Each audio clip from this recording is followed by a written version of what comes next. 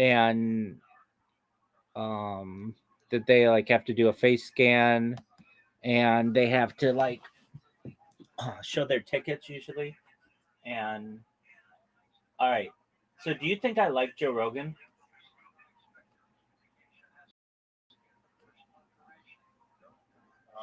Yeah. Okay. Well, do you know what Elephant Graveyard is? Nope. Okay. Well, I'm going to tell you all about it. So just one moment. I'm going to restart my stream on all my devices, and if you're like, do you have to do that now? Yes. Um. I get it. Yeah, it's my bread and butter. Okay. Elephant Graveyard. Okay, so there are these people. There's an industry. It's kind of an interesting industry. Oh, do you ever watch Podcast Cringe? I didn't know that was even a thing. Dog, it's some of the best produced um like podcast content I've ever seen. It's really good. And I'll talk about it in a second. Okay. There is a certain contingent of the internet that absolutely hates Joe Rogan, and especially what he's done to the comedy world. And I know that my voice is going to be wavering, like, because I'm doing something on the computer. So just one moment and it'll be back. Okay, so there's this guy who made this 2-hour documentary on like what Joe Rogan has done to the comedy world. And I watched it last night. I fell asleep to it, so that means I watched it times in a row because I just had it on repeat. And it, by the way, this is just something you may or may not know. If you ever want to watch something, well, like if you watch on a desktop computer, like do you use uBlock Origin? Yeah, on my computer, yes. Okay, excellent. Did I teach you about it, or did you know about it? I knew about it before. I was asking, like, how do I block advertisements on YouTube on my phone? You're like, you have to download Firefox and then install uBlock Origin. But just with Brave browser on my new phone, luckily I don't have to even. The ad blocker for some reason just works on my phone already. Are you sure that it works on YouTube? Yeah, that's what I mean. Like YouTube using Brave browser on my phone. Okay. It's blocked the uBlock. Excellent. But on my computer, I had to get uBlock for some reason. Right. Okay. So if you ever want to watch, let's say I don't know, like you're on an old device. Like I have some old devices, and I want to watch things advertising free, but they're so old. They're like Amazon Fires. So this isn't even connected to like Android or iOS. It's like the Amazon store, which already closed down. It's not even like that. You can't even publish it on it anymore. If you just when you have a YouTube address that's like youtube.com / then a whole bunch of shit. If you put a hyphen between the letter T and the letter U, YouTube, it will take you to another site that shows you what you wanted to watch on YouTube without commercials. So basically that works for anything, and it's really convenient. So if you didn't know that, that's a little cheat code. Okay, I do use that sometimes, actually, like on these old devices. All right, so there's this thing called Elephant Graveyard, and this guy made a 2-hour documentary on how Joe Rogan has ruined the comedy world. And it's kind of he makes good points. So basically, it was the middle of the pandemic, and they closed down the Comedy Store in Hollywood. And if you don't know how that went down, basically, and like Pauly Shore, do you know who Pauly Shore is? Yeah, I do. Okay, so Pauly Shore's mom, Mitzi, uh, the store with his dad. They got divorced. Anyway, his mom, Mitzi, ended up fucking like every comedian in LA. And there's arguments that that Joe Rogan was a member of the people who fucked her, but I don't think he was. In fact, I'm almost certain he was. I would just say like he wasn't, but people want him to have been, but that's not true. So, but she liked him. Anyway, so the pandemic comes down, and you gotta keep 6 feet of distance, and you can't have any super spreader events. And so the Comedy Store, I I know you haven't been there, but they have for the area a pretty big parking lot for the area. It's not like a Walmart parking lot, but for as valuable as the real estate is in that area, it's pretty big. Meaning they can probably park like 30 cars, no, maybe like 25 cars in the parking lot, which again for that area is really something. And anywhere else around there, it's really difficult to park. Really, really difficult. There's like it's built like into the side of a hill, and so you can park up the hill, but the, parking up the hill is like straight up.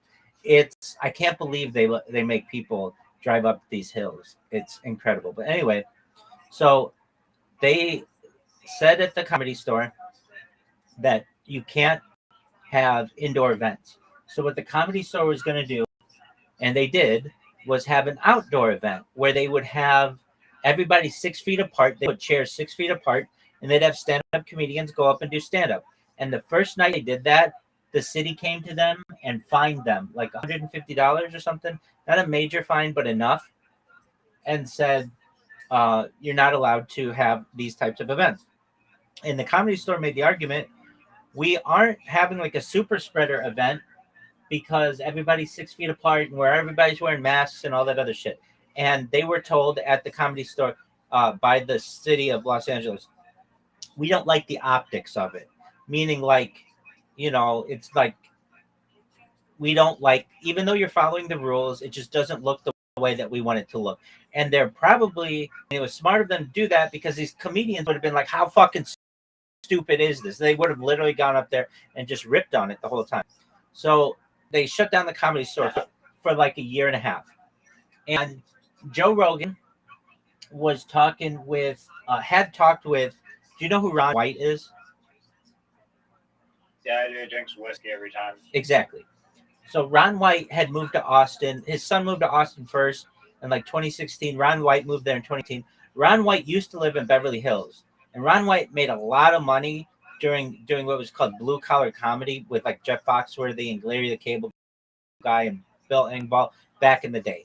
And this was like a really big comedy. So he has a lot of money to the point where he didn't have to work again. He just basically was doing stand up for fun.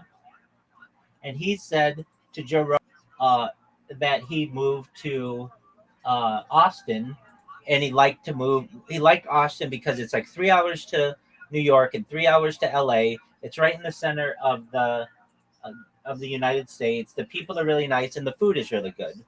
So Joe Rogan had that in the back of his mind, and when they shut down the Comedy Store, Joe was pissed because he loves the Comedy Store more than like anybody. So he gets to talking with Ron White, and Ron White they were, I believe, in Austin at the time. Joe was just visiting because Texas had different laws than LA at the time. I mean, I can just tell you from experience, LA laws at that time were ridiculous, just like how strict they were.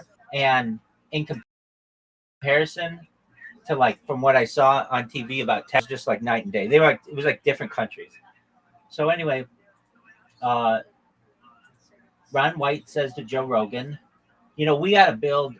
You got to move out here, or Joe said like something like, it's just what happened was Joe and his family went to Austin during this time, and his kids and wife really liked it because they didn't have to do the whole masking and the 6 feet and all that other shit, and it was still like a fun environment. And Austin's cool and everything.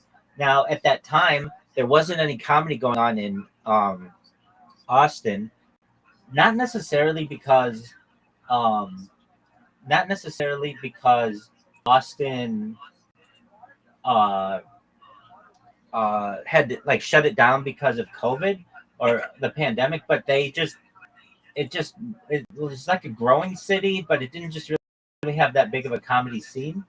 So, but they had a comedy a stand up comedy club there known as Cap City, standing for Capital City, because Austin is the capital of Texas.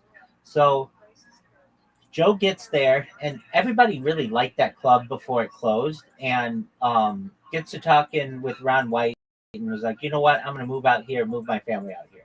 So he moves out there, announces that he's going to move out there, and this is right around the time he got a Spotify deal, and people had the suspicion that it was because the comedy store closed, but also he could basically move to Texas for free, because like in California there's like anywhere between 15 and 30% income tax, state income tax, which is one of the highest in the country. And Texas, along with a few other states like Nevada and Florida and Tennessee, they don't have tax. So basically, Joe Rogan had this $250 million Spotify deal, and if he would have done it, like lived in California, then then the state of California would have gotten like of that money, some like well like 30 up to like 30% of it, and that would have been like $80 million.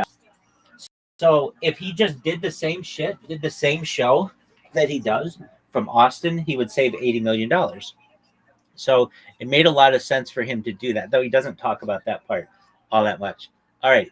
So then he buys or like signs paperwork on a place that was going to be new club, but it turned out that there was a documentary on it, and there was like a cult that was there, and so he got out of that, and then he bought what was called an Alamo Draft House, which are like theaters that were big in the early where you could like sit in couches, and they had food, and it was like a movie theater. All right, so it was still a year and a half. It took him a year and a half to build the comedy mothership, and so he talks Red Band and Tony Hinchcliffe to come out there. Then um, they wanted to do it. They wanted to move out there because they were doing Kill Tony virtually, and it sucked. It was just like I like those episodes, but they're just not very good. And there's just some nostalgia to them. So Red Band and Tony Hinchcliffe move out there, and Joe Rogan's on Kill Tony a lot in those days. And they did it from first this place. I don't even remember the name of it. And then Tony Hinchcliffe told a joke. He used it's like a racial term for Asian people that starts with C and ends with a K. And there was a huge amount of backlash, and he did it during Asian Heritage Month. So what ends up happening is Tony gets canceled a whole bunch, and the place where they were doing Kill Tony says they can't do it there anymore. So then they go to another place, Vulcan Gas Company, and then they did there, and Joe Rogan was on those episodes a lot too. And then once the comedy mothership opened, that's when Kill Tony kind of came into its own and started becoming more and more a national, like, or international sensation. So this all is getting to where just the story. All right, so that Nice. Oh my god. I know, but 20-minute back. I know. Do you know this? Well, because it's all the documentary. Do you know this backstory? I knew some of it, Okay. but it's cool. It's cool. So then Joe Rogan opens the comedy mothership, and it becomes like a sensation in Austin, and all these people move to Austin, but some bigger comics as well, like Shane Gillis and Tim Dillon, and who else moved there? Like a bunch of medium-sized comics. Oh, Tom Segura moved there. Some other people, and started doing their shows from there. And basically, the way that Joe Rogan could convince these guys to do this stuff is, look, you're already on the road. Out of 52 weeks out of the year, like maybe 40 weeks out of the year. So you're already all over the place. If you stay in New York or California, they're going to charge you state income tax. So if you just have your address be Texas, you're going to save a whole lot of money. And so a lot of these guys moved there, and it was a smart move for them to move there. All right. Then most recently, Kill Tony becomes a sensation. It overtakes the Joe Rogan Experience on the YouTube list, and it is its own show now basically, and they don't really need Joe Rogan anymore, like they maybe once did. They're like basically independent for that. Then the people who moved to Austin no longer a lot of people don't enjoy it anymore, because where Joe opened this club, it's on 6th Street. Well, I've never been to Austin. I've just heard, and like everybody says, that 6th Street is just like a huge shithole because it's right by the homeless shelter, and all these people do drugs there, and it's just full of people who will rob you and all kinds of stuff like that. So, but Joe Rogan, who when he goes to his club, goes with private security that were like Navy SEALs, and they like block off the whole. Yeah, isn't that funny? Like he goes in a whole motorcade when he goes to his place, which it's like he's kind of losing touch on what he was, which was not that he didn't start off a wealthy person. He started off pretty poor, but now he has. That's true, and it'll be interesting to see. Right. So, which they still haven't found the guy who shot him yet, which is really disturbing. You would have thought that. No, they did. It's the CIA. Yeah, dog. Dude, you want to know something? Okay, so I haven't been able to talk about this with anybody, but okay, so let me just finish the Joe Rogan thing. So I watched this whole documentary on it, and basically the documentary ends with all these people who moved to Austin just talking about it, basically saying that it's a shithole. And so Tim Dillon moved out, even though he still has 2 houses there. And Shane Gillis, like basically he's moving back to New York City. Now there's the next thing that's going to probably happen, or that I've heard, is Joe Rogan's going to start a comedy mothership in Brooklyn, and then another here in LA, which will be interesting to compete with the comedy store. Okay, so ask me what I think happened in Butler, Pennsylvania, July 13th, 2024. No, we're not talking about the We'll definitely talk about the assassin, but this documentary was supposedly called Elephant Graveyard. You told me a 20-minute story, but you did not iterate really on how they actually ruined comedy. Seems like a clickbait title, to be honest. Yeah, it is. I mean, made a few Canadians moved to like Austin, and maybe they had some regrets because Austin's kind of shitty and didn't live up to their expectations. Fine, okay. I think the so comedy is totally fine. There is kind of like a Joe Rogan sphere, like stranglehold though on the comedy. And that's what itself. Yeah, and yeah. So that's what they talk about. Cat Williams. Do you know who Cat Williams is? Yeah, he's the guy with the purple furry pimp coat, dude. Absolutely, he's hilarious. He basically made a comment on the Shannon Sharp show, Club Shay Shay, that Joe Rogan has the same 6 unfunny comics on all the time, and just one moment, please. Pardon me. And so, like, basically, this is Tom Segura, Bert Kreischer, Ryan Callen, Brendan Schaub, and like what is that guy's last name? Andrew Schultz. Like, basically, that's who they talk about. And I didn't know Andrew Schultz, and I'm fucking Joe Rogan, I guess. oh yeah, he went on a lot. In fact, that's how I found out about him. Is Joe Rogan would like repost Andrew Schultz's shit during the pandemic. That was I don't think Andrew Schultz is like a bad comedian though. I get that Cat Williams probably wants to get some of that funnel videos in his bank account. and he did. And he did. After saying that, his special went to #1 on Netflix. Like, he got this huge bump from it. And basically they said that like those comics aren't. I think Andrew Schultz of that group is funny, and he shouldn't be included with that. And Cat Williams didn't name exactly who the 6 unfunny comics were, but there's this huge like backlash against Joe Rogan for just not being very funny. Like, his specials they're okay. I mean, they're like, I've watched them. There was a time when I went for like 39 years of my life until this summer, never having seen Joe Rogan stand up, basically, maybe a clip here or there.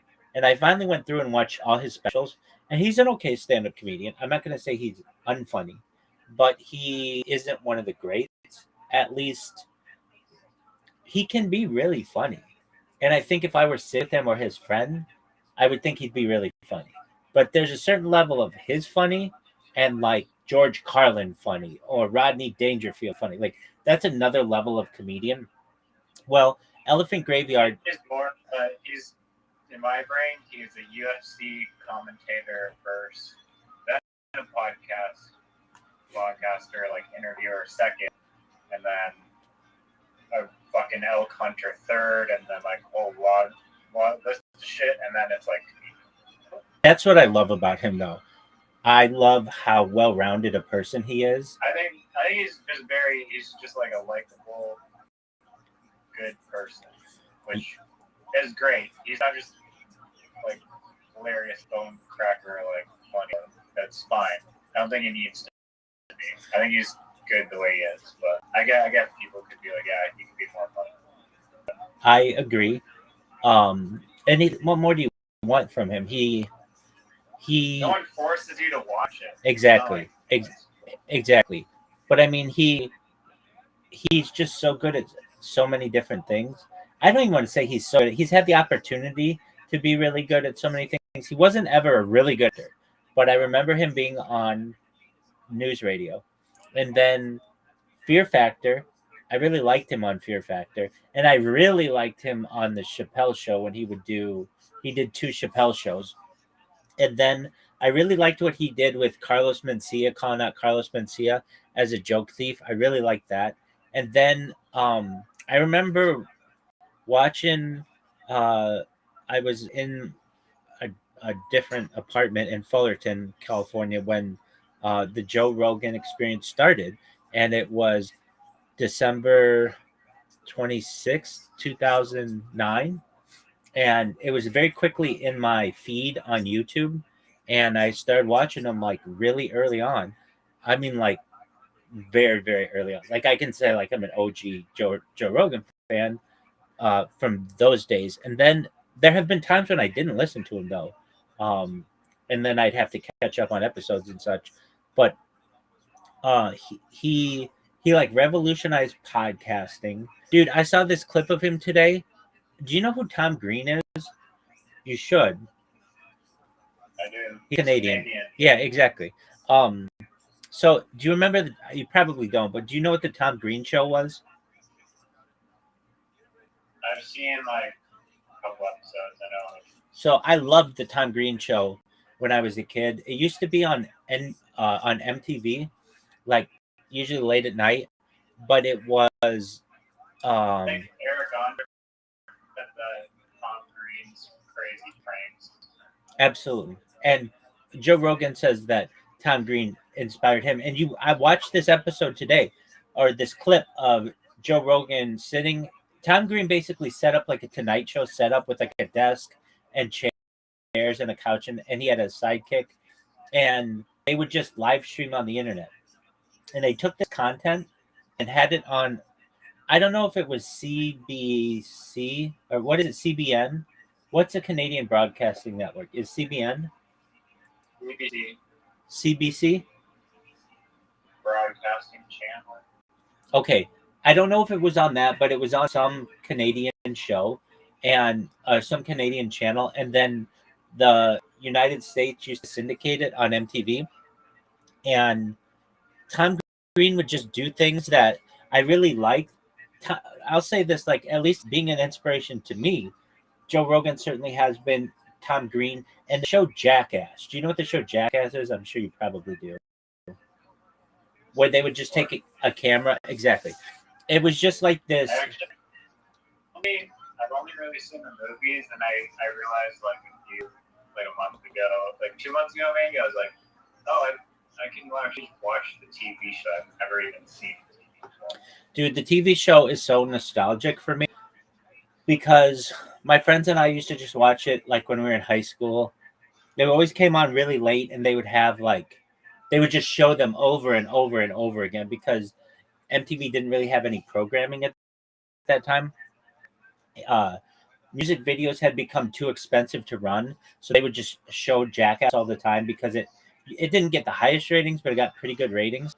And it was something that you could just show all the time. And when you're in high school and that shit's like super funny to you. And I remember when I saw Jackass the movie, it was at that time it was harder than I'd ever laughed. And I was at my friend's house and you watched it in theaters, I'm guessing? No, we did not. We rented it from Blockbuster, and we watched it at my friend's house. His mom had this like really fancy room of their like this.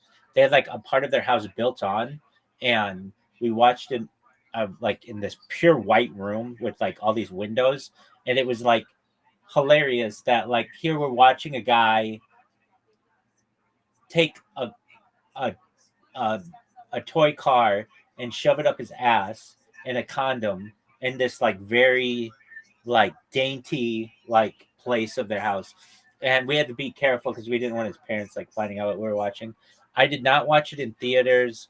And the reason why I didn't watch it in theaters was it just wasn't that, I don't want to say it wasn't that big. It was just like, oh, it's those guys from that TV show. It wasn't like a revolution like it would become. Okay, so then that was an inspiration. Well, and Tom Green would do some things like that where he would kind of these man on the street things where he would just go up to people and be like, like, what do you think of my, what do you think of whatever? He just like man on the street stuff is really interesting to me. So but Tom Green was definitely an inspiration. So Joe Rogan's on Tom Green, and you see him where he gets the idea for the Joe Rogan experience, where they're just drinking like a Corona beer, and Joe Rogan's like, "Wow, this is great." So you're just like live streaming, and Tom Green's like, "Yeah, it's just like on the internet." And Joe's like, "If you could somehow monetize this would be a game changer because you wouldn't have to worry about advertisers anymore. Like you literally see the gears working." And very soon thereafter, Joe Rogan started the Joe Rogan Experience. And the only reason why he was able to do that is he had contracts with NBC from Fear Factor. I mean, he had made a lot of money. He is the most fortunate person and he says this, when it comes to Hollywood of any person ever. He has gone on two not interviews, but castings, and he got both of them. He got the one that they did like a baseball show that got canceled, and then he did news radio. And then since then, everybody's known who he was and everything. And he didn't have to. He did the UFC for the first like 6 times that they did it. He did it for free. He just did it because he loved the sport and knew it was going to be really big. And it's really interesting to watch him in old interviews where people are like, like, don't you think that it's like like immoral to have two guys beat up on each other. And he's like, this is what boxing is. It's just the fact that you can go to the ground. It's like exactly the same thing, but it's just way more exciting. And, it's in a cage and everything. And anyway, so you could see on Tom Green, like where Joe Rogan says Tom Green and the Podfather, the guy who used to be an MTV VJ, who had like the first real podcast. They were like his inspirations, and then he and Red Band started doing like behind the scenes footage at the Comedy Store. That eventually then they started live streaming it, which is what I did too. I have all this footage of myself at the Comedy Store, but also just all over California, just like basically from GoPros. And then eventually I started live streaming it. So Joe basically starts his podcast. It gets to be really big, and revolutionizes comedy.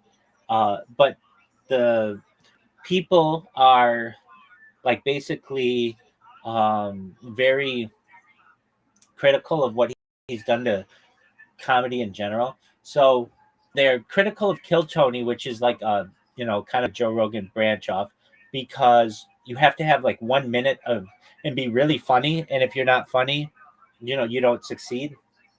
So that just some things. In fact, Bill Burr has spoken out about that. He's been on Kill Tony one time, and he was like, "This isn't fair. Like, you're not giving people a chance to really, be funny and tell stories and stuff. They have to be funny within 1 minute. That's not enough time." Which there's that argument, and Joe Rogan has put like a lot of people out there who aren't funny, and but yet he's kind of shoved them down people's throats. And so there's this one thing that happened.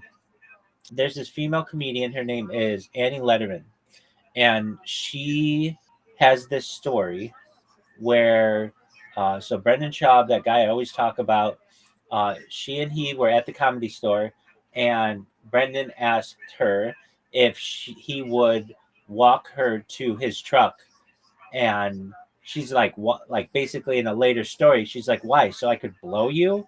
Like, I don't want to hang out with you. You're married and you have kids. Like, that's a scumbag thing to do. So she was on this podcast in Annie Letterman with this Kalaya, this girl from Bobby Lee's podcast. It's called like, I know. you know who I'm talking. Yeah, you know who I'm talking about. Okay. And so they talk about, they don't name Brendan Schaub's name, but they say that there's just this unfunny comic who wanted Annie to walk her to his truck, and Kalaya says, yeah, like this guy texted her like a few years before on New Year's, and it's just like scumbag, um, it's scumbag behavior. And Brendan Schaub comes out and is like, I didn't do that. And they're like, we didn't name you, but now you're just basically like waving the flag at yourself. Anyway, this Annie Letterman went around and I think basically said, like basically called out Brendan Schaub. And Annie Letterman used to be on the Joe Rogan Experience. Like at least she's been on before, but now she's like not invited to the Comedy Mothership, and they're critical of Joe Rogan. Like basically, like you have to side with him, or else you get cut off. And then like she's gonna have a fine career. She'll be fine. She's good looking and funny and stuff like that. But at least like the Elephant Graveyard documentary, but he's made two of them. He made like an hour-long one, and then most recently he did another one. The first one's called Comedy Czar, and the second one is called Comedy Armageddon or something like that. And basically, it just goes into the fact that like if you don't go with Joe, he will cut you off. And I don't think he's like that much, but that's how they make it out to be. Okay, so Brendan Schaub, who is not the sharpest knife in the drawer, goes on. He was just on his podcast, and with Brian Callen, the fighter and the kid, and they had somebody call in, and this guy called in, and he was like, should I get a haircut or should I shave my head? What do you guys think? That was like the question that the caller posed, and they were like, Brendan Schaub's like, I know a lot of guys who shave their head and slang dick, like Dana White, Joe Rogan. That's about it. He didn't say Jeff Bezos at that time, but basically, then this raised this huge alarm. Like, whoa, Joe Rogan is married. What do you mean he's slanging dick? And I get how Brendan Schaub said this. Like, I say it all the time, slanging dick like it's going out of style. Like it's just like a saying. Like you're killing it. Like you're doing really well. But it made it sound like Joe Rogan was cheating on his wife. And so Brendan Schaub had to come out and be like, no, I didn't mean it like that. I just meant it like he was doing really well. Dana White does his own thing, like, and Jeff Bezos too. But I was just saying that like you can have a bald head and still do really well. I did not mean it like he was cheating on his wife. So it caused all this uproar. And then for a while, Joe Rogan kind of kept a little bit of distance. As I've said previously all the time, Brendan Schaub is the number one person ever on the Joe Rogan Experience. He's the number one guest, but he hadn't been on in like a year until this past weekend. He was on. So he was on for. Have you ever seen these fight companions they do? On Joe Rogan. On Joe Rogan, yeah. So what Joe Rogan does is, if there's a fight that he's not doing the interviews, he doesn't do them all. He doesn't do them if they're like in other countries or if they're not like a big UFC event. What he'll do is he'll have his friends over, like Brian Callen, and they had this other like UFC guy, and then Brendan Schaub, and they will watch them, and then they have a little clock in the corner so that you can kind of sync it up so that you're like watching it with them. It's a cool thing, and so Brendan Schaub was on there this past weekend. So it was the first time in like more than a year that he'd been on, but now he's on, or maybe I don't know if it's been more than a year, but something like that. Anyway, long story short, very long story short, this documentary went into all of this and all the things, like basically if you aren't on Joe Rogan's side in comedy nowadays, then you're like an outsider. You have to be part of this boys club. It's called the Rogan Sphere for a reason, and in reality, Joe Rogan isn't the head of it. It's really like Shane Gillis, who is like the hottest comedian in comedy right now. And so Joe Rogan does what he can to like be in good graces of Shane Gillis, because Shane Gillis would just be like, fuck it. I'm big enough now that I can do whatever I want. And I have a big enough podcast that I can do whatever I want.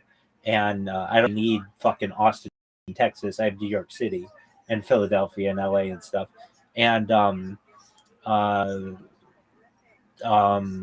Burr Bill Burr is kind of, a lot of people would say Bill Burr's part of the Rogan sphere, but argument that he's not, because he and Joe Rogan got into it over like medical issues, and I don't think he's been on since, and I don't know if that's Joe's not having Bill on or Bill just didn't have anything to promote or whatever. There's the argument that was recently made about Joe Rogan and somebody. Bert Kreischer and Tom Segura. They used to have this, or I think they still do, a podcast called Two Bears, One Cave. And it's just like the worst podcast in the world. It's literally two really rich dudes talking about how much money they have and then selling their tequila to everybody, pour osos or something like that. And that's all they do. I mean, it's like they've lost connection with anybody. And if you really look into the backgrounds of these podcasters or these comedians, a lot of them come from a lot of money, and you have to, because you're not working. It's like you need somebody to support you. Like Bert Kreischer's dad is a lawyer for the Church of Scientology in Clearwater, Florida, and Tom Segura's dad was a a vice president at Merrill Lynch, and Brian Callen's dad was an international banker, and Whitney Cummings' dad was or her mom was like a, a regional director or something for Neiman Marcus. It's like these people, like when you start to look into their backgrounds a little bit, it's like, oh, no wonder they're able to just sit around and talk into a microphone all day because they don't have to work a real job. Like very few of them have a Joey Diaz kind of story where they didn't have anything and they had to basically beg, borrow, and steal and all that other shit. So like the idea is this: like when you get into that world, that comedy world, where you to be in Joe Rogan's good graces, you uh, basically have to. Well, he's starting to make I it. think here. Go ahead. Go ahead. Sorry, finish your point. You basically have to get connected with him in order to get into comedy nowadays. And the way that he has built the system is you start as a door person at the comedy mothership, like a lot of people did at the comedy store, and then you work your way up, like Casey Rocket did, and Cam Patterson. And now Cam Patterson's going to be on Saturday Night Live. I don't know who the fuck that is. You don't know who Cam Patterson is? Good for them. Oh, Cam Patterson? Let me look up their face and see if they. He's like the biggest thing in comedy nowadays, up and coming. Cam with a K? Yeah. That was Black Kid? Yeah. So he came from like a poor background in Orlando, Florida. He was a stand-up comedian for 2 years. Was this guy on Kill Tony? Yeah. And then somebody told there's another friend that he had, another guy named Cam, who told the people at Kill Tony, look, friend Cam Patterson is going to be in town. You want to get this guy on. He's really, really funny. He's been doing this for 2 years. Tony fell in love with him the first time he saw him and made him a regular immediately. He started selling merch on the Tony store like crazy. He could sell anything and it would sell. In fact, he even would sell rocks, just like rocks that you would get at a landscaping store, and he would sell them for $10 each. And then eventually he is now going to be in that. He was in a Kevin Hart movie on Netflix, and he's going to be in that Theo Vaughn and David Spade movie with William Montgomery. Okay. And then he made it to Saturday Night Live, which is the biggest kind of comedy thing that you can do in the United States. Got it. So that's what this documentary is on. And then I cut you off. So what did you want to say?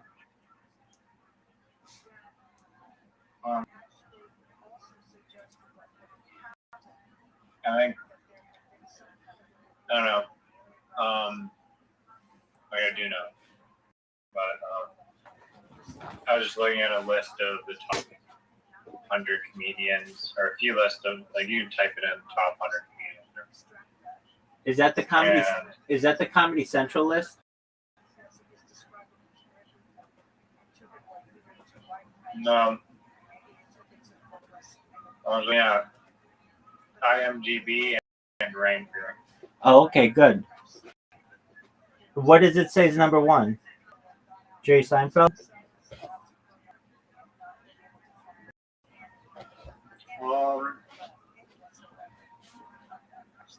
On the IMDb one, or sorry. So it says Dave Chappelle on the Ranker one. Okay. This one's weird though. I wouldn't think Bill Burr is the number 2 comedian in the world. I don't know how this is rated though. I don't really know. Right. It says best comedians. It's a classic crowd ranking performed by the fans' perspective. Okay. So just basically who's the funniest is kind of who they're voting on. But we're playing on game, let's straight. I was also going to say that it's maybe things have changed, and I add that. But if you go to like the top 100 list, like I'll just start naming people. Is Mark Normand at all in the Joe Rogan sphere? Because I would not say that he is. Yeah, I would say that he is. He, he's been on Kill Tony recently, and he's been on the Joe Rogan Experience. Basically, anyone who's been on the Joe Rogan Experience kind of I believe that he started in New York and had no connections to, like, before he got on Kill Tony and all that shit. Like, right. He was building his own. Right. As I understand, he's from New Orleans, and he started at the Comedy Cellar along with like Shane Gillis and those guys. Right. The Comedy Cellar. So John Mulaney. He's from CK. He's from Chicago. John Mulaney's from Chicago. John Mulaney's not from in the Rogan. John Mulaney's from Chicago, not in the Rogan sphere. Actually, Louis C.K. is from Boston, but I don't think he needed Joe Rogan's help whatsoever to become successful. I don't even. Actually, he's done like maybe one or two. Actually, Louis C.K. is from Mexico. Actually, Louis C.K. is from Mexico. Well, he grew up in Boston. He was born correct. there, but he grew up in Boston. Right, and he did not. He was a writer on several TV shows. So but you understand they're all related. No, that's the point I'm making, that Louis C.K. does not have a connection, or at least a strong connection to the Rogan sphere. That's correct. And my point is that a lot of these comedians in the top 100, Jim Gaffigan, Correct. Jimmy Carr, correct. Gabriel Iglesias, Pat Williams, correct. Dave Attell, correct. Like, a lot of them don't have a connection to the Joe Rogan sphere. But you're naming all veteran comedians, not younger comedians. Keep going. Well, that was the part of my second point, is that I'm saying, like, right now maybe it's evolved where, like, he has this gatekeeper, like, privileges, admin privileges for, like, this internet success overnight. Well, and it has a lot to do with the podcasting world. All those other guys that you named they didn't have podcasts, but like now, one thing that this documentary covered is no longer do you make money. Well, like before, you would just make money doing stand-up comedy. Then when the podcast world came out, it was something that you did in order to make people aware of where you were going to be doing comedy and to build up a little bit of an audience, so that you'd be like, hey, I'm going to be in Tempe or Arizona, and then everybody in Tempe would know that you were coming there. But now these podcast things have become almost, if not more lucrative for many of these people because of the ad reads and the endorsements than actually doing stand-up comedy. So they almost have become podcasters more than they are comedians. Sorry, can you explain that again? Absolutely. So back in the day, there was no podcasting. So these guys were just stand-up comedians. Louis C.K. Do you know who Dane Cook is? Louis C.K. was on the Opie and Anthony radio show a bunch of times. It's just practically like a podcast just on the radio. Well, wait, hold on. That's how you used to have to do it. So you'll hear these comedians, veteran comedians, who would say, let's say they were in Boston. Howard Stern exactly is who it was. And he was the biggest thing in New York. Wherever you were, in whatever city, you would do morning radio. He'd be like, hey, I'm going to be at the Funny Bone in Wichita, Kansas. And you would do that every single morning. There was like a schedule that they would do. It was usually be in town by Thursday to do Friday morning radio, promote your shows for Friday and Saturday.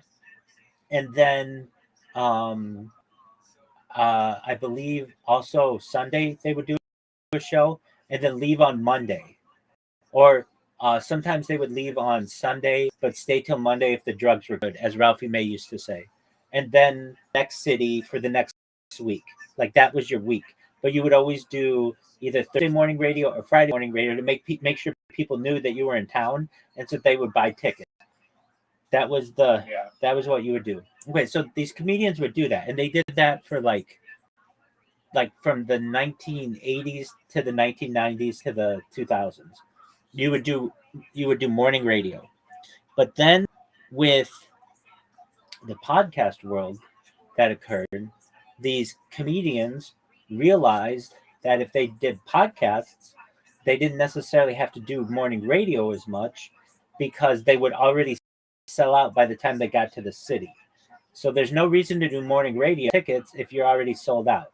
It's just another thing that you have to do, and you don't want to have to do it if you've already sold all the tickets. In the beginning, like 2010, early 2010s, doing podcasting wasn't that lucrative financially, but it has become to the point where these comedians actually make as much money or more money doing their podcasts than they did for just doing the stand-up comedy.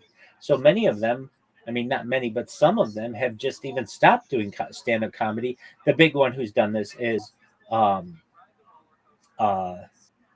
Schaub. But even like Tom Segura doesn't do as much stand-up comedy as he once did because he makes money on Your Mom's House and all their studios and all his endorsements and Two Bears, One Cave and all of that. Like basically, they don't have to go on the road every single weekend like they once did because their podcasts bring in money. Does that make sense? Yeah. Exactly. Okay. So that's what we learned about the Joe Rogan sphere. And a lot of people don't like him, but until he really fucks up, I've learned this with anybody, whether it's a politician or just anybody has skeletons in their closet. Not everybody's perfect. I know I'm not perfect, but basically, like I recognize that Joe Rogan does to. He's revolutionized a bunch of industries. He revolutionized the health industry, the podcasting industry, the mixed martial arts. He did Fear Factor, which was a. What'd you say? Vaccine industry. All that. Yeah, that's a health industry. But I don't know if you remember if it was big in Canada, but Fear Factor was huge in the United States. It was a revolution. It was like one of the biggest shows on TV. And when I think he could do that again and make it a giant thing, like absolutely giant. I think they had Chris who did it after Joe Rogan. It just was never as big. Okay, so, but Joe Rogan will tell you, as will any of these comedians, the real comedian who changed the game when it came to comedy in the early 2000s was Dane Cook, because Dane Cook got on MySpace and he got a lot of girl.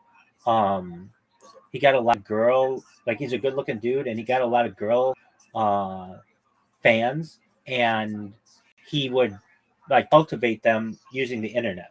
And so he's like the person who everybody gives a lot of credit to him. They give a lot of credit, and his stand up was fucking hilarious. In 2004, there was no bigger comedian in the world than Dane Cook. He's kind of like what Matt Rife is today for the TikTok generation, but he was for MySpace, and he was giant. And okay, with that, that's enough comedy for now. Ask me what I think happened. Go ahead. Can I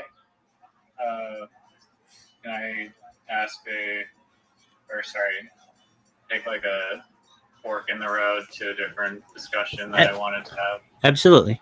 Kind of why I came back here. And it is related to comedian pop. And I believe we may have talked about it a few months ago, but I kind of put this idea on the back burner. I'm not sure why, if there's like a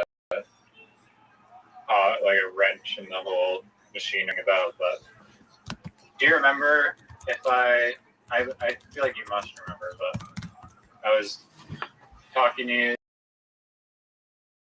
about like this company start, which was the creator tokenization platform, and basically it came to me in a dream where I was scrolling on a website with a bunch of podcasts on it. You could click on whatever your belly podcast, and there was a coin attached to the podcast that represented, if you like buy the coin, you're buying shares in the podcast, which like the shares represent like revenue sharing of the podcast itself. So you would own a little piece of Tiger Belly, similar to kind of how fractional real estate works. Yeah, I remember this vividly. And then I was like, oh, this could apply to other creator economies, just OnlyFans models, or the big one would be YouTube, or a big one, music artists, which is all like YouTube, Spotify.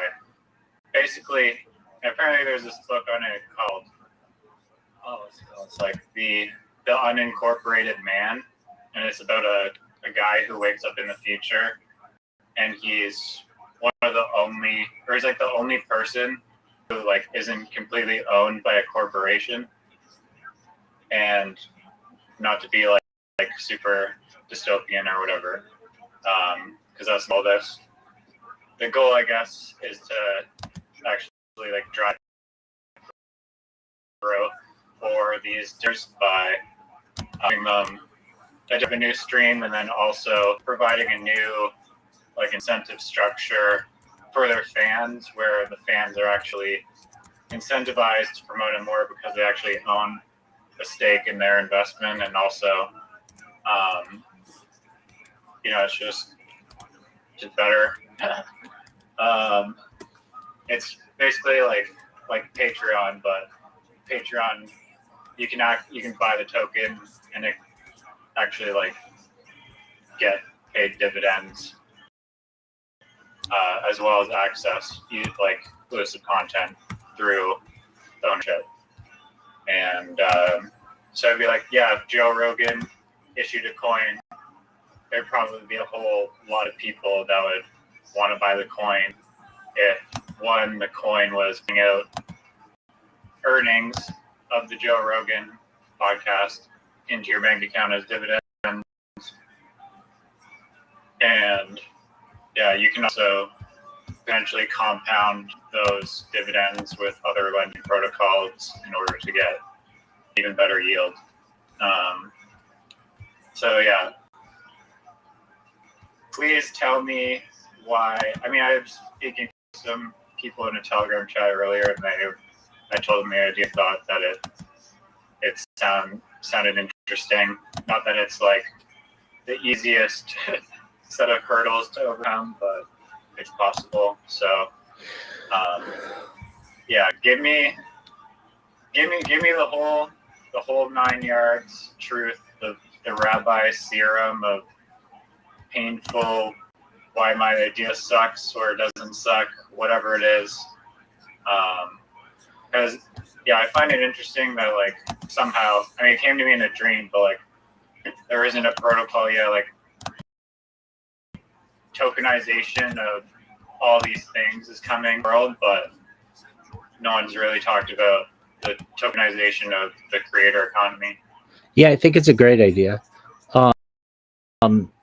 I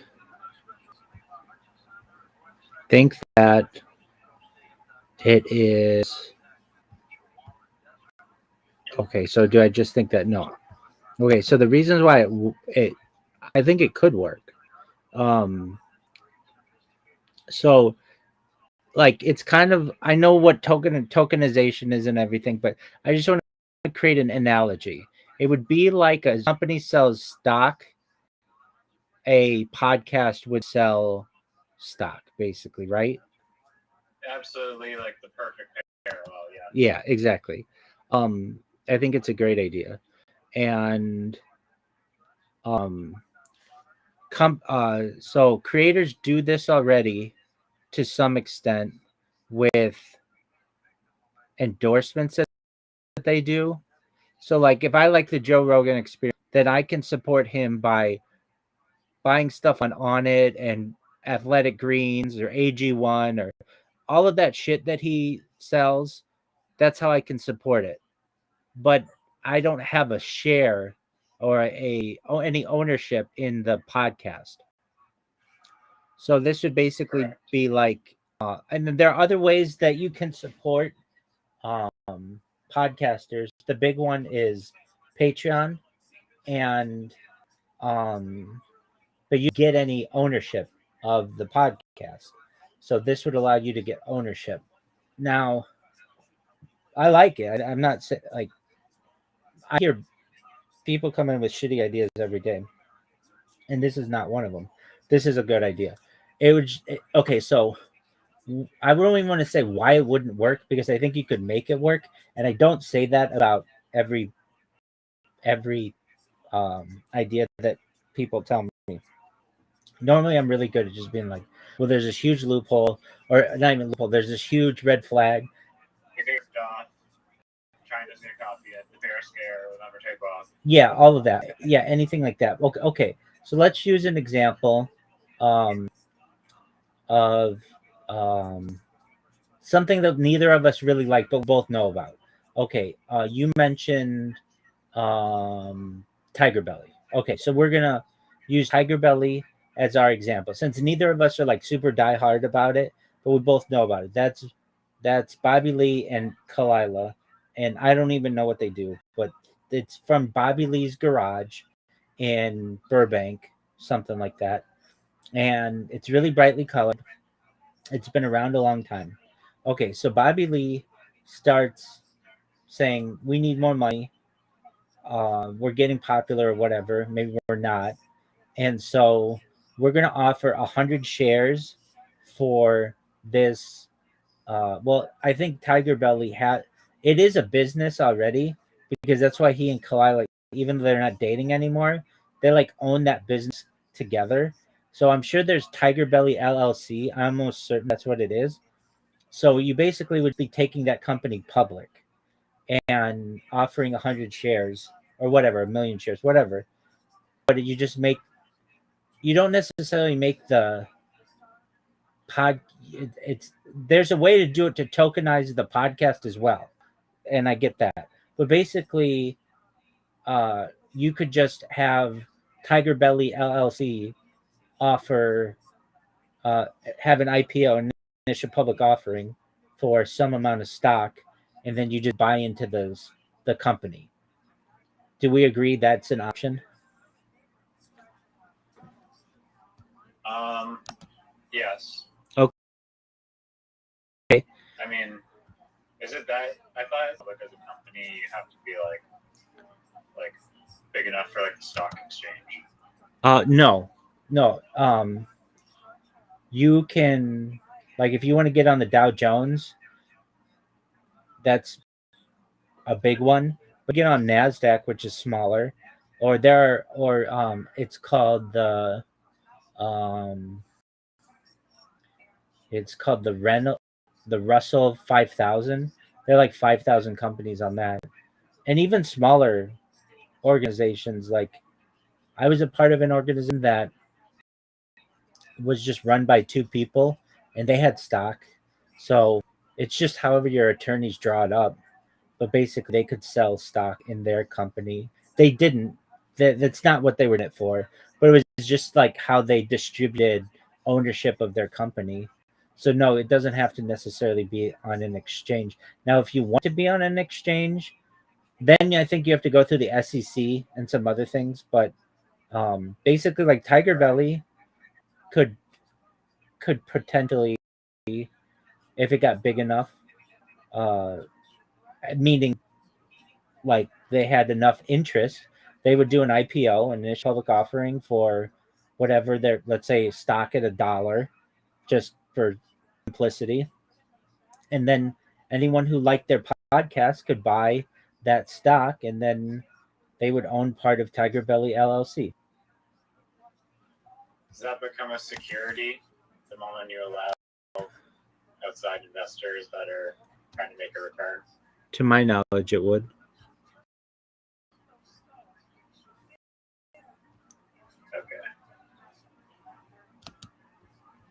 apparently, like somehow, like, with the tokenizing real estate, which tokenizing real estate through an NFT is like basically just taking stocks and digitizing it. But the way that they frame it,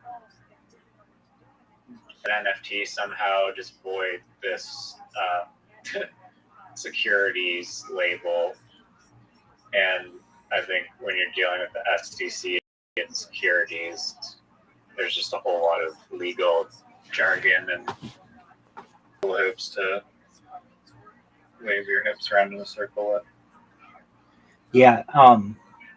So basically, like I would say a better example of this is Your Mom's House, because that's Tom Segura and that Chrissy P or whatever, and they have that show, and then they have a bunch of other shows underneath them, and they've become like a podcast studio that you go in there and you rent out their stuff. And I think that probably is worth more than Bobby Lee's company. So, like that, Your Mom's House, I think probably is worth probably 10, maybe more than $10 million right now. So that one, they do an IPO, and then people would buy their stock.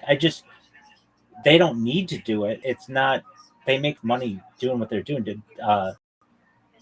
Tom Segura is killing it. I mean, he's now no longer doing podcasting or comedy. He's directing movies. Did you know this? I did not know that. Yeah, so the movie business seems like very close to gambling almost.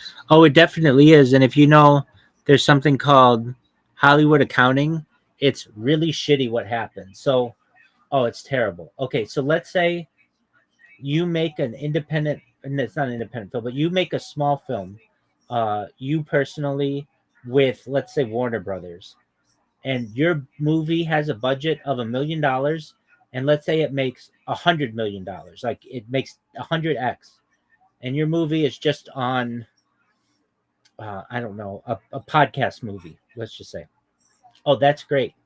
So you should, and let's say in your contract, whatever you were going to make on the movie, let's say they were going to pay you a base of $100,000, and then whatever the box office was, you were going to make that many X. So you would have made 100X. So you would have made 10 million. But with Hollywood accounting, what they do sometimes, and it's not right, but then they'll do this. They'll take a movie like, I don't know, Transformers 10 or whatever, some movie that loses a lot of money, and they will take the editing fees that they would have done, that they did on Transformers 10, let's just say Transformers 12, whatever movie it is, and give those to your movie, and just say that it took more money than we thought it was going to do post-production editing. And that means that your movie, when normally it made 100x, that's great, but they add a $50 million post-production cost to it. Or another one that they'll do something like this. They'll say, all right, let's say our marketing budget for your movie is going to be $10 million, whatever. Forget the numbers I said before. So this is a new movie. Our marketing budget for you is $10 million. You're like, great. What they'll do is sometimes take out of your marketing budget and promote some other movie. But since it's all under the same umbrella, they have a way of just basically not giving you the same marketing that they said they were going to, and giving it to another movie. It's really disgusting what happens. And there's not a whole you can do with. I mean, if it's Warner Brothers and they own, like, I mean, who's the Mom's House guy? What's his name? Tom Segura. Director did. Tom Segura. Yeah, so Tom Segura, he's partnered with Warner Brothers to produce the movie, right? He's probably putting up like zero stake, or maybe a little bit of stake in the movie, but like Warner Brothers is probably financing like 95% of it or something. So doesn't it make sense that Warner Brothers can just be like, oh, we need to like balance, like basically Warner Brothers is just saying, okay, we produced again 25 movies like this quarter, and fucking 8 of them are like underwater and shit overall. So we just need to like, I don't know, somehow do some Hollywood bullshit accounting to make it so that we're hunky dory. Well, and that's what happens, and it just could hurt people in the end because they had agreed to do one thing, and then it turns out that it didn't work out that way. And unless you want to go to court with these people, you just have to take it. I mean, you could war with Warner Brothers, but guess what? You're not going to get your next movie with them, and probably Disney isn't going to want to work with you. And you know, there are only so many movie studios, and you'll basically blackball yourself. Pirate Bay should be held accountable for like they're being sued by like Warner Brothers and like all these media companies for sharing and like file sharing. Right. But the files that you're sharing are like clearly illegal. Not sharing them. You have regulate. But he's not sharing them. So he's just the middleman. He just gives. He just allowing it to happen. That's true. You're not monitoring. Right. I understand that. I think that maybe they did. I don't think so though, because they were internet law. Just like, yeah, you're good. that's how it worked. Napster got it years ago. It's the same argument to this.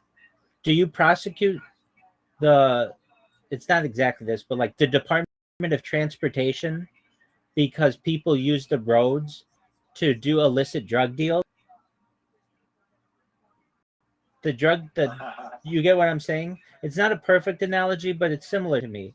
There's an argument to be made. We're going to prosecute the Department of Transportation people because they maintain the infrastructure for one drug dealer to get to another drug dealer. Yeah, but they didn't deal the drugs. They just had the infrastructure. In the same way, the Silk Road or Napster or the Pirate Bay just built the infra for one person to share with another. Does that make sense?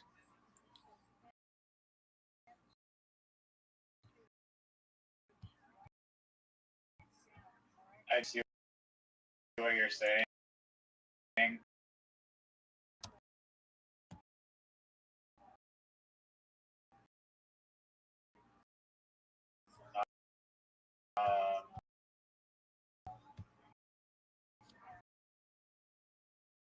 It's very expensive, and you run into the issue where Arguably harming people's lives. Like maybe going to be any money to finance paying for content anymore. So it has repercussions on society. I get that, and it does. Not that like Warner Brothers is like, but they will if they keep spending millions of dollars. That usually. I'm in agreement with you. I'm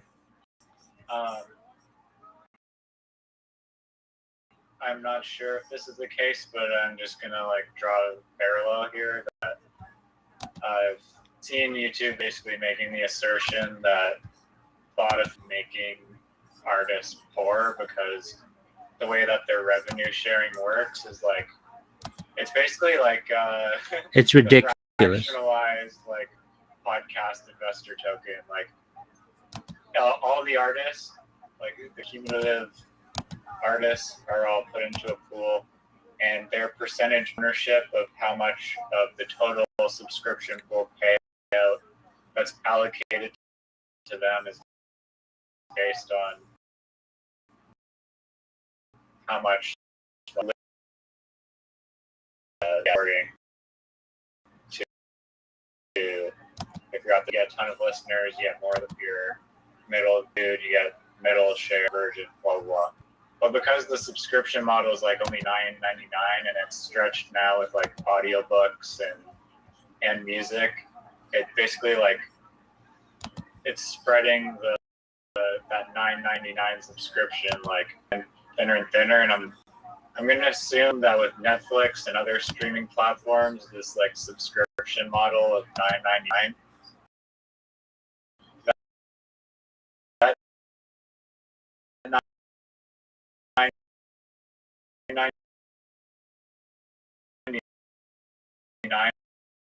or whatever the fuck it is, like they need to, because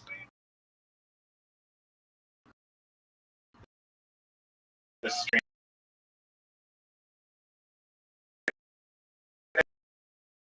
didn't really even exist a while ago. What you're saying is true. It's basically a limited pot, and everybody's got to share it. And that's why I don't think that model works. If you want to know the way that it should work, artists should give their music away. Music, especially today, is not hard to make, especially with computers and AI and stuff. Where you should make the money as an artist is your concerts. So the way to do it is give your music videos away, give your songs away, 100%. Give them away. Put them in commercials for free and everything. And everyone will like your music because it's everywhere. And then charge your tickets and your merchandise. That's how you make money. You know, somebody like Snoop Dogg only makes like $70,000 a year on all his music on Spotify. It's not that much. I mean, $70,000 is good, but he's got a huge catalog. It's not that much.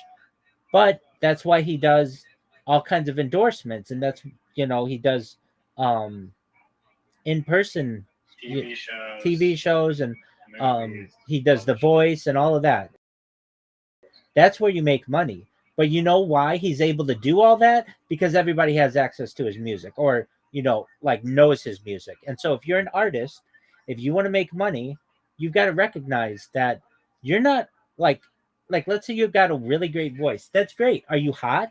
That's bigger than if you have a good voice, because with auto-tune, you can make anybody have a good voice. If you're hot and you are popular and you've got social media pull and everything, then you can easily make music. Like, you can take somebody like Sydney Sweeney, sing a song, and be really popular. Like, music is easy to do.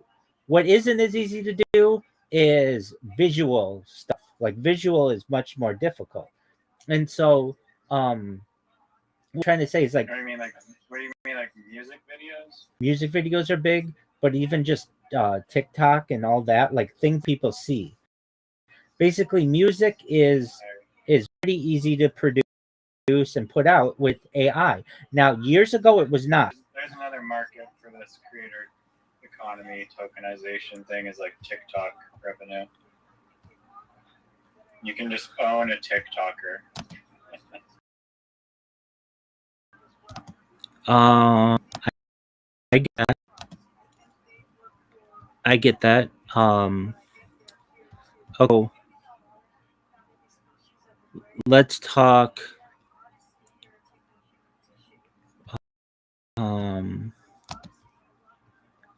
Let's talk. Well, so I think your idea is really good. I think that the future of the music industry, and they've already talked about this in martial arts and UFC, is they don't pay people to fight.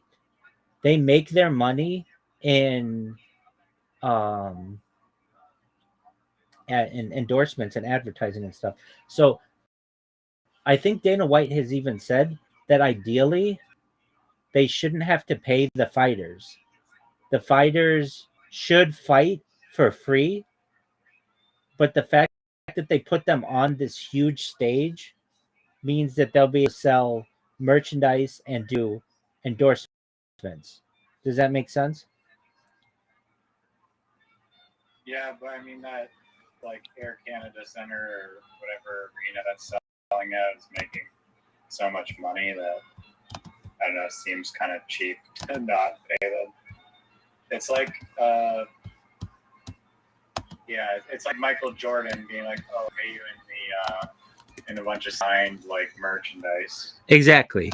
Yeah. Okay. So the phrase that they use is we're paying you I'd rather just have the phrase that they use is we're paying you an exposure.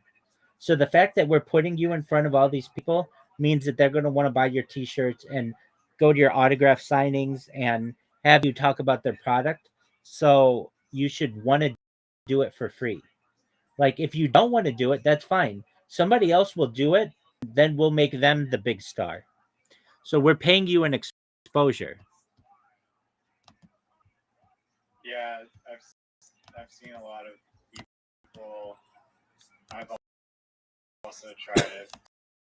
Or I'm forgetting for a while, but yeah, people sometimes do not appreciate the exposure as payment. They're like, we're real artists and we deserve to get paid, and exposure is bullshit. Like I'm promoting your thing for free, and like, Yeah, so that's a big thing with artists. Like I see it a lot with creators. This is like a big thing, but like somebody will want to do art for somebody, especially like banners. Banners are really big. A lot of people, especially overseas, want to do banners for people because you just have to be like a graphic designer, or well, frankly, what you do for your brother, that's a really popular industry.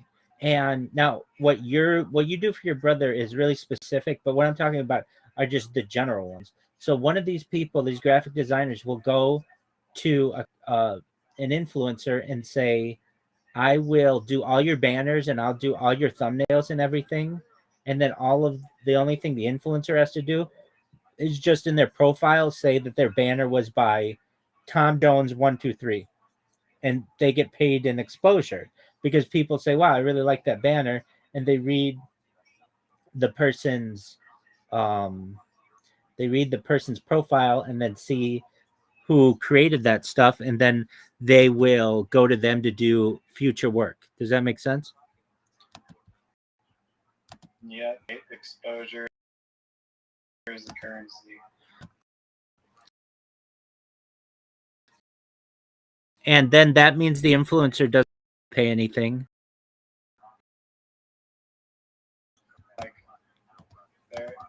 like as soon as like the smartphone became like kind of like widely accessible, like people they still do it like all the time. Like they'll post on their like Instagram or whatever, like, oh hey, I'm standing next to like Donald Trump or whatever, or like like it's like they're farming these like celebrity photos, and maybe the celebrity isn't even giving them a shout out, but they're still just trying to squeeze all the juice out of just getting a picture with them.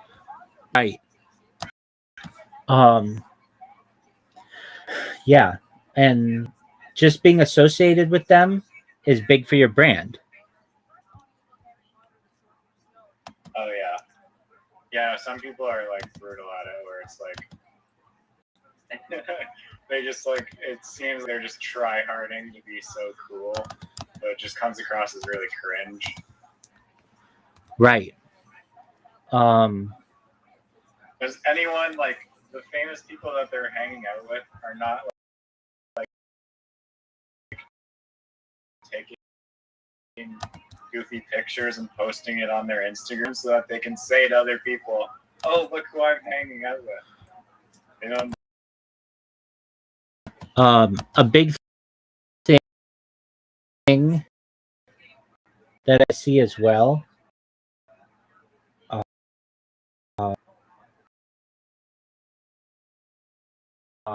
exposure. So a lot of times, what these people do is they'll be like, "Hey, I need a new car," and so somebody will be like, "Okay, well, just come to our dealership, and if you do a post, we'll give you a 2-year lease on the house," something like that. If they're really big, and then they'll go and do it. They'll be like, buy your car at wherever, Fletcher Jones, Mercedes Benz, and they're really great. They'll take care of you. And then in exchange for that shout out, they'll get like a 2-year lease. Does that make sense? must be nice being that popular. Holy fuck. Yeah. But that's Please go viral, Rabbi, so we can do that. yeah. Like as we speak, I'm finding like loopholes in Twitch, and I'm trying to see if this one works. If you really want to know what it is, it'll be a game changer. My just need an impression. It's just basically when you make a when you come into someone's consciousness, and like that could be an email, that could be when I spam them, that could be a follow, whatever. And they make it really difficult on social media now to do like because they want advertisers to do that. They don't know how to tag someone. So I could like riser, and then you get a notification that I tagged you, and if bitch is game over, I'll be fucking famous by in a week. Tag you, does it the key is when I tag you, does it send you a notification or like an email or a free way of advertising? I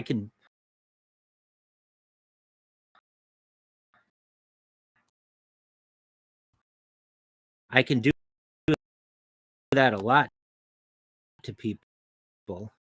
I just don't know if it's going to work. So I'm about your idea. I think it's a good idea. I think a share. Thinking, well, what if there aren't enough shares? Okay, then what's stopping the podcast from shilling a cryptocurrency? For you, a cryptocurrency based on their podcast, or an NFT based, a cryptocurrency or yes. What's stopping someone from doing that? Like with that form, Yeah, basically? exactly. Yeah, nothing except for I don't think that people realize that there's like a creator economy that can be tokenized, but also why they want to use the platform is like this like network effect, because once all these like podcasts are all launching off this platform, users are going to go to this platform to see, oh, which podcast coin is best to buy. Where's all the volume going in the podcast world and the YouTube world, and that'll inform their decisions of where to invest. Because of that factor, then you'll want to use the platform in order to become part of that network. But I think beyond that, like Joe Rogan has said, I want to launch crypto coin, just not interested, it's all crap.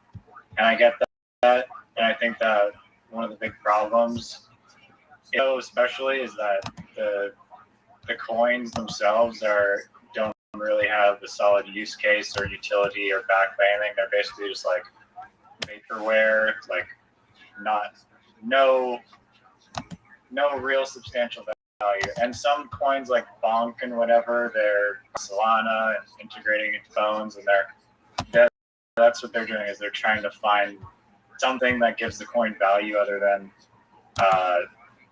a digital interface that has an order book that people are switching back and forth between currencies to purchase it. But where do we go with that?